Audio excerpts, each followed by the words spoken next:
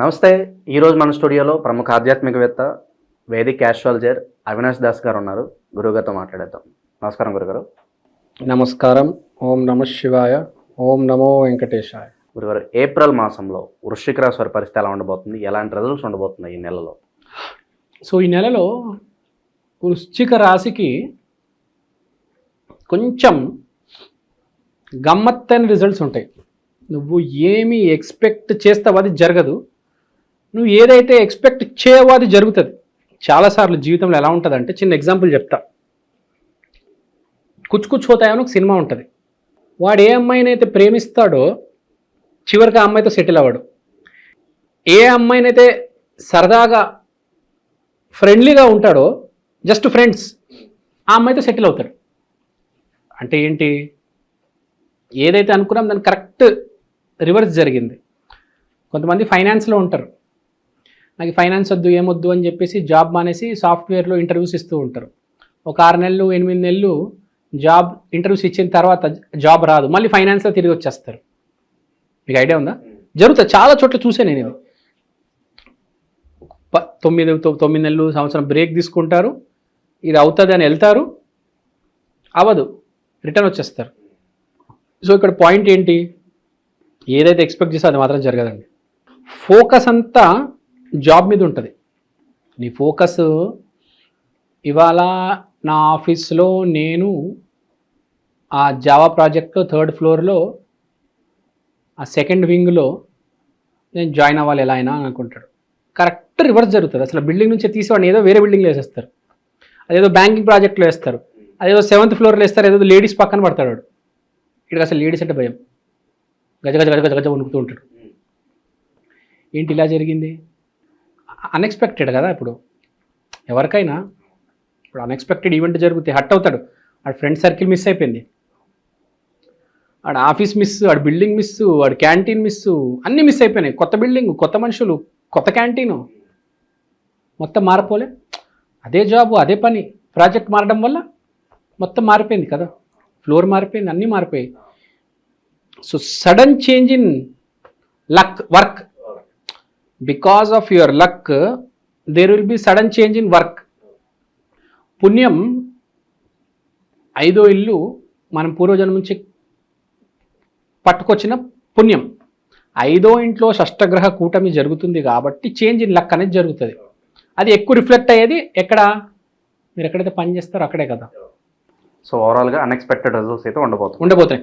ఇప్పుడు దాకా మీరు సిస్టంలో ఒక పని చేస్తున్నారు, ఒక రకమైన వీడియోస్ ఎడిట్ చేస్తున్నారు. ఇప్పుడు సడన్గా మీకు ఎక్స్ట్రా వీడియోలు వచ్చేసి ఈ రకమైన వీడియోలు కూడా ఎడిట్ చేయాల్సి వస్తుంది. సడన్గా SEO పని చేస్తున్నారు, సడన్గా ఇంకో పని యాడ్ అవుతుంది. సడన్గా పునుగులు అమ్ముతున్నారు, ఒకరోజు వడేశారు, వడ బాగా సేల్ అవుతుంది, ఏంటి అర్థం కాదు. వరకు థాట్ ఉండదు. ఇప్పుడు మీరు కడప, ఆ నెల్లూరు అటు సైడ్ వెళ్ళిపోతే కాఫీ తాగరు, టీ ఎక్కువ తాగుతారు. మీకు ఐడియా ఉందో లేదో? ఇప్పుడు అక్కడికి ఎవడైనా వెళ్ళి కాఫీ పెట్టాడు అనుకోండి, ఎక్కువ తాగరు. సడన్గా టీ పెడితే విపరీతమైన సేల్స్ వచ్చేస్తాయి వాడికి. సో పాయింట్ ఏంటి? అన్ఎక్స్పెక్టెడ్గా ఏదో జరుగుతుంది. ఇక మనీ ఫ్లో ఎలా ఉండబోతుంది గురుగారు మరి ఈ మంత్? మనీ ఫ్లో అదే చెప్తున్నా. ఇప్పుడు మనీ ఫ్లోకి వస్తే మనకు 5th హౌస్లో షష్టగ్రహ కూటమి జరిగింది కాబట్టి అన్ఎక్స్పెక్టెడ్ మనీ ఫ్లో. నేను చెప్పాను కదా, వడలు పెట్టావు, వడ విపరీతమైన సేల్స్ వచ్చేసింది. పునుక్కి ఎప్పటి నుంచో ఉంది సేల్స్, వడ పెట్టడం వల్ల ఏమైంది? విపరీతమైన సేల్స్ పెరిగింది. కానీ ఇక్కడ పునుగు తగ్గిపోయింది కదా. మీకు అర్థమైందా? డిఫరెన్స్ ఉంటుంది కొద్దిగా. There is some change which is going to happen. Fortune reversal అంటారు చూడండి, కొంచెం ఇటు అటు ఏదో జరుగుతుంది. ఈ చైర్ నుంచి ఆ చైర్కి పునుగులు బద్దు వడ.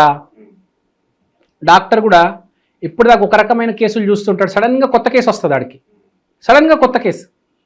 ఏంటి కేసు ఇంత గమ్మత్తుగా ఉంది, అసలు డయాగ్నోజ్ కూడా చేయలేకపోతున్నాను, అసలు ప్రాబ్లం ఎక్కడుందో అర్థం కావట్లేదు.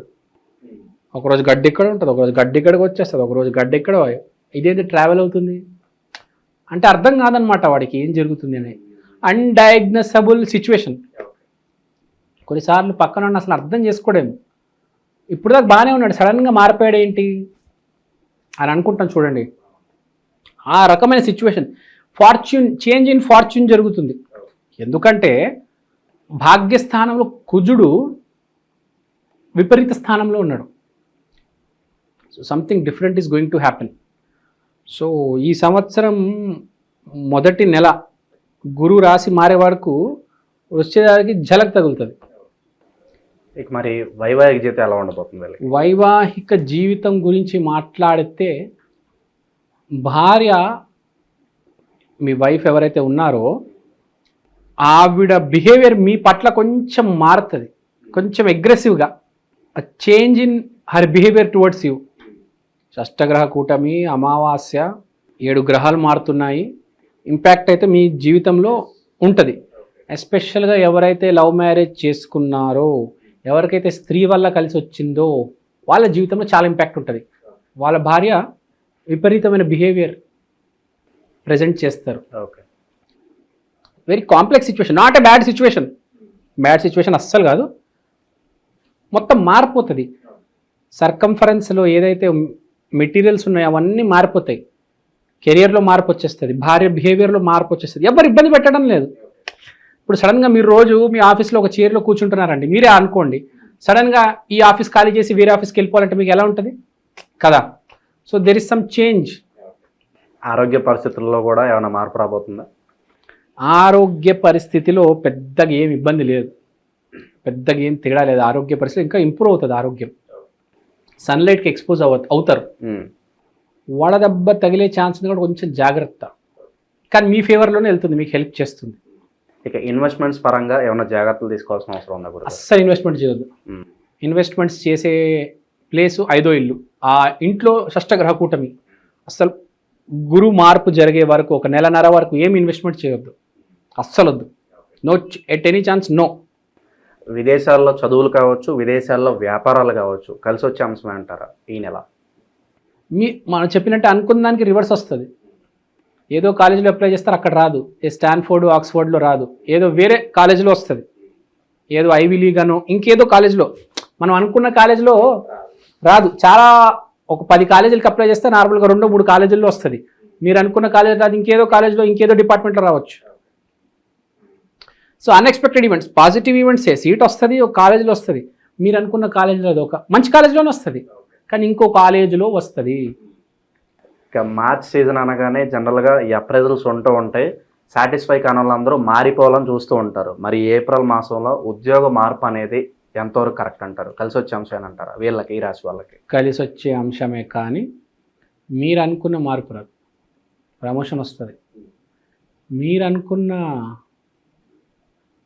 మీరు మేనేజర్ అనుకున్నారు, మీకు టీమ్ లీడర్ వస్తుంది. కొంచెం అంత ఎక్స్పెక్టేషన్ కాకపోయినా ఎంతో కొంత వస్తుంది.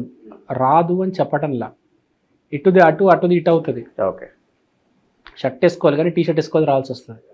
షర్టు ఇంకా తడిగా ఉంటుంది, ఆరలేదు, టీ షర్ట్ వేసుకొని వెళ్ళాలి. అయితే అన్ని ఊహించని పరిణామాలు అయితే జరగబోతున్నాయి. మరి వీటిల్లో అన్ని కూడా గుడ్ రిజల్ట్స్ రావడానికి మంచి రెమెడీస్ అని ఉంటే తెలియజేయండి గురుగారు. వృశ్చిక రాశి అంటే హనుమంతుడు. శ్రీయాంజనేయం ప్రసన్నాంజనేయం, శ్రీయాంజనేయం ప్రసన్నాంజనేయం, శ్రీయాంజనేయం ప్రసన్నాంజనేయం. లేకపోతే సీతారామాంజనేయ, సీతారామాంజనేయ, సీతారామాంజనేయ. ఎంత నామస్మరణ చేయాలంటే అది వినిపిస్తూ ఉండాలి సబ్కాన్షియస్లో, ఎప్పుడు అది వినిపిస్తూ ఉండాలి. మన నామస్మరణ అనేది మనకి ఎప్పుడు వినిపిస్తూ ఉండాలి.